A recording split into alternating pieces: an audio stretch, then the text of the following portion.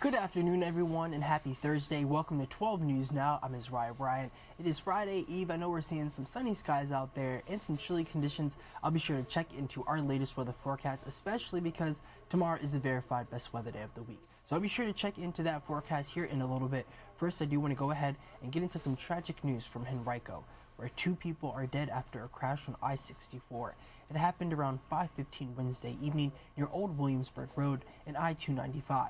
Police say a car crossed the median into oncoming traffic and collided with 2 other vehicles. 2 people died at the scene and 3 more were rushed to the hospital. Virginia State Police is investigating the crash, and we'll be sure to keep you all updated with the latest coming out of that.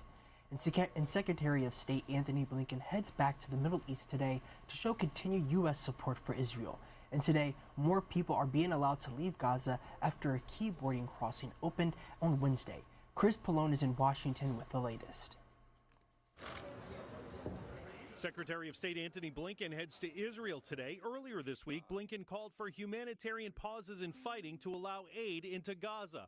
President Biden in Minnesota endorsed a pause to allow more time for prisoners to get out when a protester interrupted him. Mr. President, if you care about Jewish people as a rabbi, I need you to call for a ceasefire right now. Earlier, the president praised negotiations which led to foreign nationals and injured Palestinians leaving Gaza for the first time since the war began. American citizens are able to exit today as part of the first group of probably over 1,000.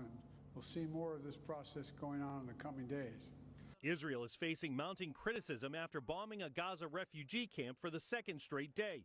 The Israelis say they were targeting a Hamas command center and killed a top commander. It is Hamas that is preventing many people from leaving their homes, from leaving Gaza.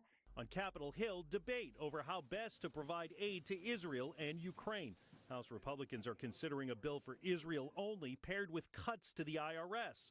The Congressional Budget Office says that would add more than $26 billion to the budget deficit. Only in Washington, when you cut spending, do they call it an increase in the deficit.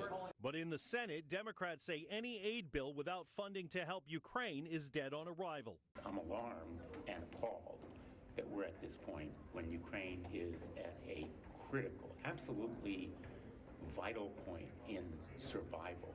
A House vote on the Israel-only aid package is expected today. The UN Human Rights Office says it has serious concerns that Israel's attacks on that Gaza refugee camp could, in its words, amount to war crimes. Israel insists that it is targeting Hamas fighters who are using civilians as human shields. In Washington, Chris Pallone, NBC News. And a massive wildfire continues to rage on in Madison County. At last check, crews say the fire has burned nearly 800 acres. Firefighters have completed a fire line circling the flames, but it's still only 40% contained. No structures have been damaged, but it has burned roughly 30 acres into Shenandoah National Park. And the city of Richmond is now facing some major barriers as it tries to open its newest cold weather shelter for people experiencing homelessness. A group of upset business owners and community members are trying to stop the shelter from opening. Emily Yinger explains the concerns these people have.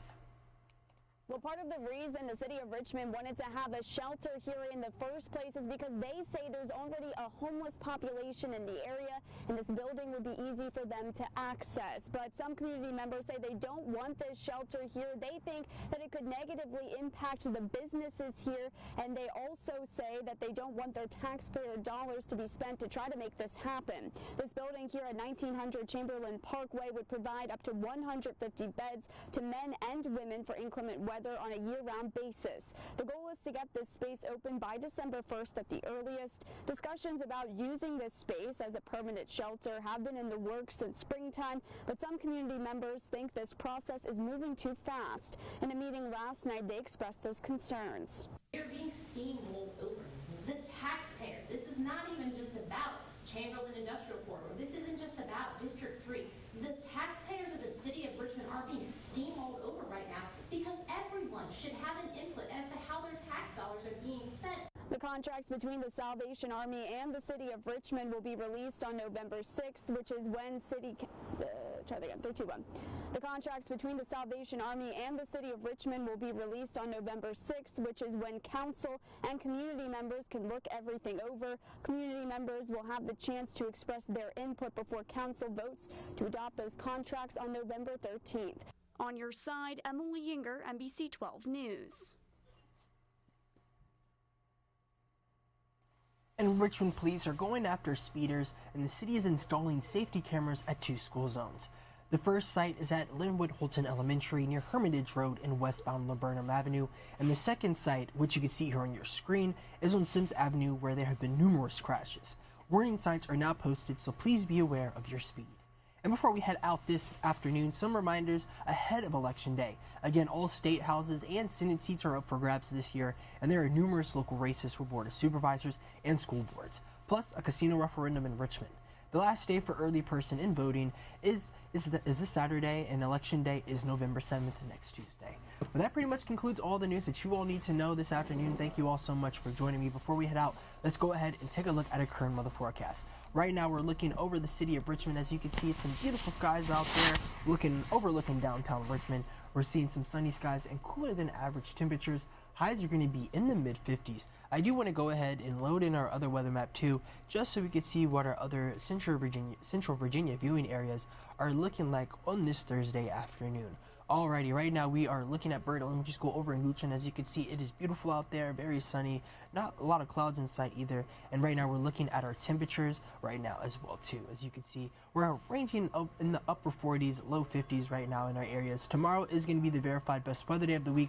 We're having another frosty start tomorrow, and then we're seeing some mostly sunny skies with near normal temperatures. Lows are going to be in the low 30s and highs are going to be in the low 60s. So definitely make sure you download our NBC 12 First Alert weather app. That way you can stay up to date with any new or unexpected weather conditions coming into your area. But that pretty much concludes all the news that you all need to know this afternoon. Thank you all so much for joining me and don't forget to join us coming up at 3, First Look at 3. We'll have some more news and weather in those shows as well. And also too, we'll be showing what our reporters are working on as well too. But I do want to thank you all. I hope that you all are having a great day, and hope that you all are having a great week as well too. I hope that you all can stay warm out there as well, especially with these chilly temperatures getting into our area. I feel like fall's out the way and winter is among us very soon. I want to say hello out there to Bulldog 1000. Thank you for joining me. I hope that you're having a good day, and appreciate your comments on my Instagram feed. And I want to say hello to all my Facebook viewers too on that live as well. But thank you all again for joining me. I hope that you all are having a great day, and I'll see you all back here tomorrow morning at 9 a.m. for some more 12 News Now. Have a great day.